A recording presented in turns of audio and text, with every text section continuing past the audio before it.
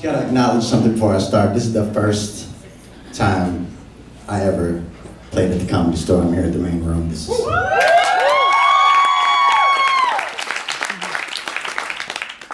think this is a little hard. I'm just gonna tell you right now, I think it's a little hard. I get very superstitious because I'm a young comedian. I always wear my Jordans every time I do my stand-up. And I understand the ramifications behind wearing Jordans. I understand that they're overpriced.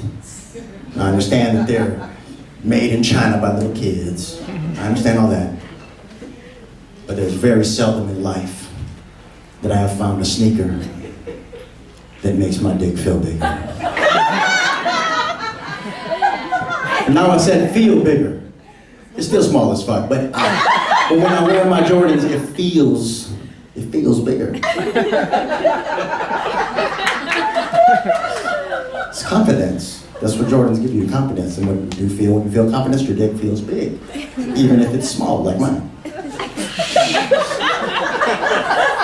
It's true, you just put your shit out there. That's what you do in comedy, you put your shit out there.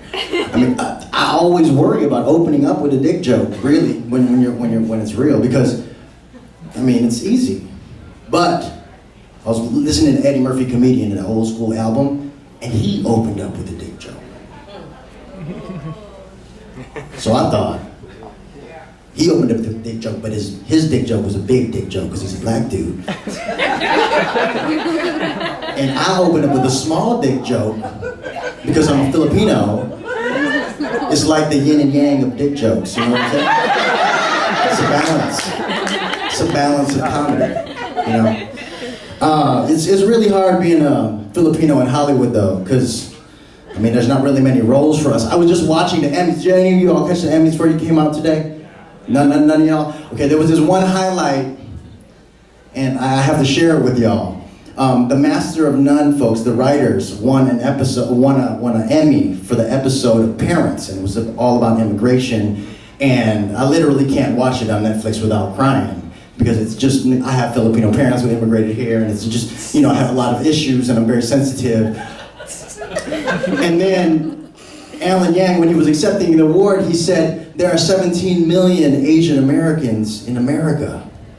And then there are also 17 million Italian Americans in America, but Italians have Godfather, Sopranos, and Rocky Balboa, and Asians have Long Duck Dong. And I'm gonna tell you, I'm being real, a Long Duck Dong reference in an Emmy speech made me fucking cry like a bitch. For real, I was, oh my God, that's beautiful. Because I mean, growing up Filipino, you don't see Filipinos on TV. But when you do, you remember that shit. You really do. You remember when you see a Filipino on TV. When I was a kid, I was watching the movie The Rock. You remember the movie The Rock with Sean Connery and Nicolas Cage? And in the movie The Rock, right before they get into that Ferrari chase with the Humvee and they tear up all of San Francisco, right? There's a Filipino in the kitchen that they run through, and he yells, "Hoy, putang ina mo, hanap ka!" He said, called Sean Connery a son of a bitch maniac, and I knew what he said just because I'm Filipino. It was amazing. It was awesome. But the one that kind of made me want to be here in Hollywood, the one that wanted me to get on stage, the one that inspired me to be what I inspired to be, and I'm going to share it up with you, that little dream that I have. But in the Return of the Jedi, in the movie The Return of the Jedi, there was a scene where, remember when Han Solo and Chewbacca and Luke Skywalker and C-3PO, they were all captured by the Ewoks? And then the Ewoks put them in like a spit, and they were about to cook them. And then Luke Skywalker closed his eyes, and he made C-3PO rise up and made him look like a god, and he was flying up over the Ewok village. And then they cut the two Ewoks, and one says to the other, he says, "Huy, tignan mo, ayun, maganda." Now in Tagalog, in Filipino, that means, "Hey, look over there. That's beautiful." Ewoks are Filipino, y'all. Ewoks are are fucking Filipino, and when I saw that shit, I said, you know, they're gonna make about 50 million of these Star Wars movies because they make a shit ton of money. I'm gonna be in one of them motherfuckers. And I am gonna be the first Filipino Jedi. I'm gonna tell you right now, I'm gonna be the first Filipino Jedi. For real. I'm telling you right now, I'm gonna be like, hey, that is not the droids you're looking for, okay? It's not. May the force be with you all. And Manny Pacquiao is the best.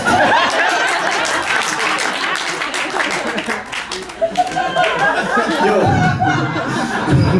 but before I become a Filipino Jedi, we gotta get through November, right? And November is scaring the shit out of me, y'all. I mean, it's scaring the shit out of everybody. I mean, I heard some Trump jokes already, but I'm scared mostly because I have a 6-year-old and a 1-year-old daughter. And my 1-year-old is at home with me. I stay home, I'm a stay-at-home dad. My wife is right there, she makes the money. She makes the money, I love her. She's a white lady, so I'm giving my Filipino, half Filipino kids white privilege. It's awesome. But really, I have like MSNBC and CNN on in the background when I'm doing shit in the house, and my baby's just there, you know, playing, doing her Legos and stuff like that. And I think by osmosis, she has become a Trump supporter. Yeah, for real. Like, she can't really talk, but she like can a few words, and she's like, Lego, and point, and then no wall. And I have to build a Lego wall around her. And you see, my wife is white, so I'm the only brown dude in the house. She's gonna make me build that motherfucker, you know what I'm saying? And then once the wall is built, she don't let all the Disney princesses behind the wall. She don't let Princess Jasmine behind the wall. She don't let Pocahontas behind the wall. I can't have 4 years of building walls around my daughter. I can't do it. Trump is scaring the shit out of me. But there are protests, right? Everybody's protesting Trump. And in LA, I figure it's the best protest, because the Hollywood star, have you heard about this? The people have been protesting and they've been vandalizing the Hollywood star. So the Trump's Hollywood star, one person built a makeshift wall around it, like an artist made a makeshift wall around it, and another person sprayed on it. But the main protest that the workers have been complaining about is that people have been shitting on the Trump star. So the workers have been like, yo, I don't want to clean up this human shit, right? Now, I've never really been compelled to shit in public.